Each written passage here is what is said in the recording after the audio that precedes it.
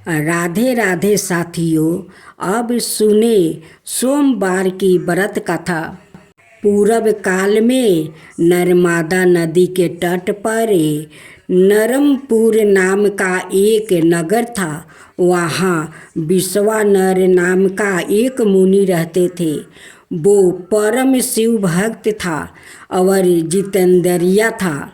उनका गृहस्थ जीवन बड़ा ही सुखी था।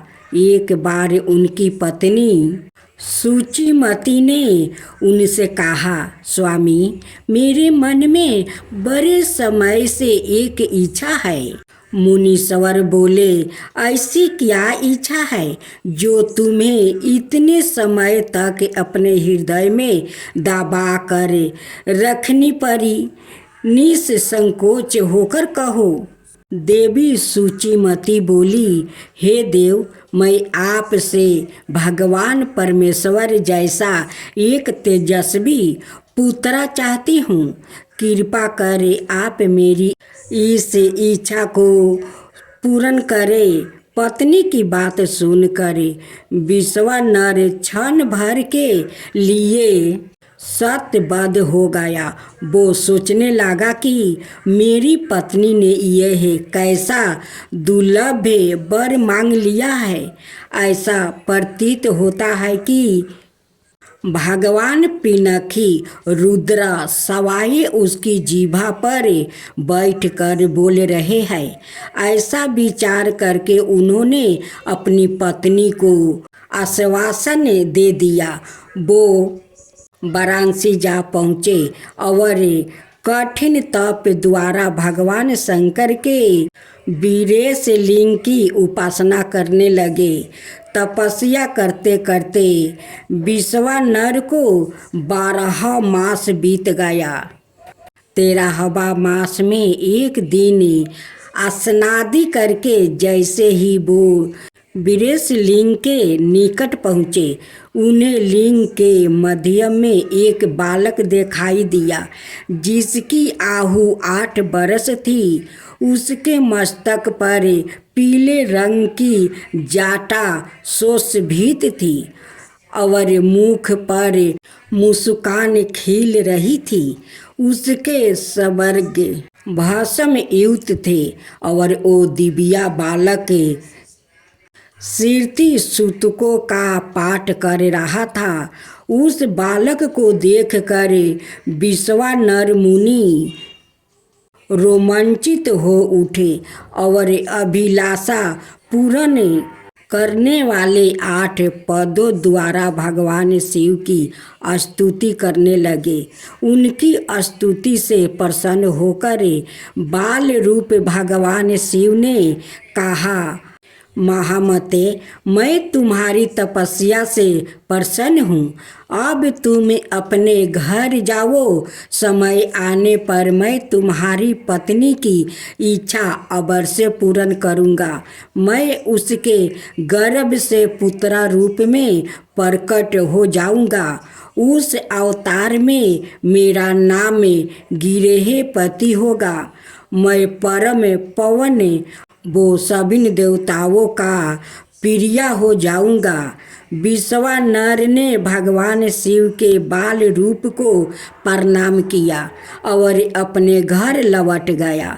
समय आने पर समस्त अभिष्ट के विनाशक और दोनों लोकों के लिए सुखदायक भगवान रुद्र का सूचिमती के गर्भ से अवतार हुआ।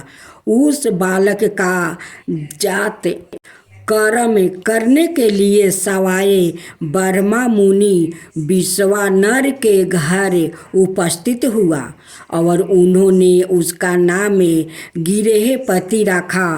तत्पश्चात विश्वानर ने सवाए उस बालक को वेदों आदि की शिक्षा दी।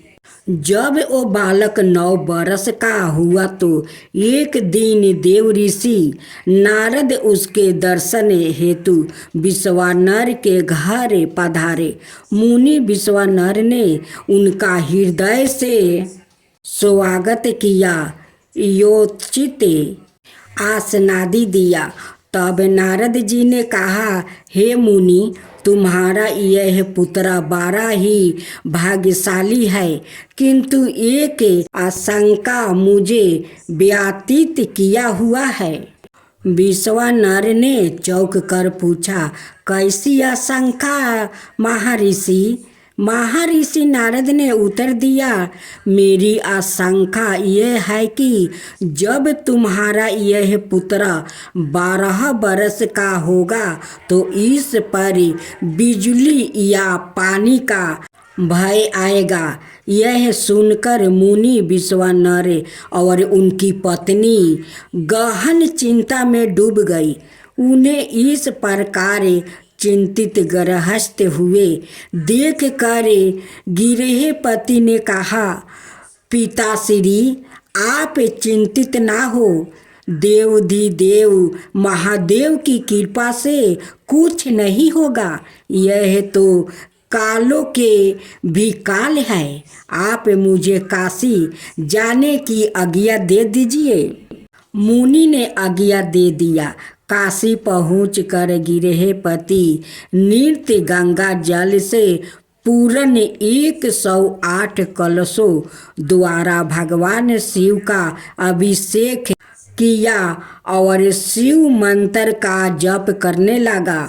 जब उन्होंने 12वां बरस में प्रवेश किया तो एक दिन इंद्र उनके समक्ष प्रकट हुआ और बोले, प्रियवर, मैं तुम्हारे तप से प्रसन्न हूँ, अपनी इच्छा अनुसार वर मांगो।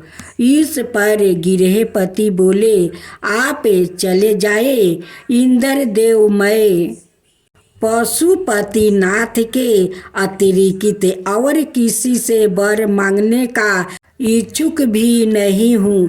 वैसे भी आप छल से आह्लाय का सतीत्वा नष्ट करने वाले पर्वत शत्रु इंद्र ही तो है।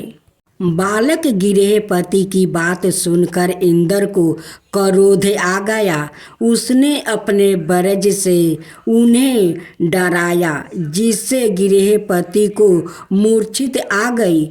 तभी भगवान शिव ने प्रकट होकर कहा, उठो वत्स, जो मेरा भक्त है उस पर इंद्र तो क्या यम भी दृष्टि नहीं डाल सकते। आज से मैं तुम्हें अग्निपद वरदान करता हूँ। तुम्हारे द्वारा स्थापित यह लिंग काशी में अग्निश्वर के नाम से प्रसिद्ध होगा। यह कहकर भगवान शिव अंतर्ध्यान हो गए और बालक गिरहपति घर लौट आया।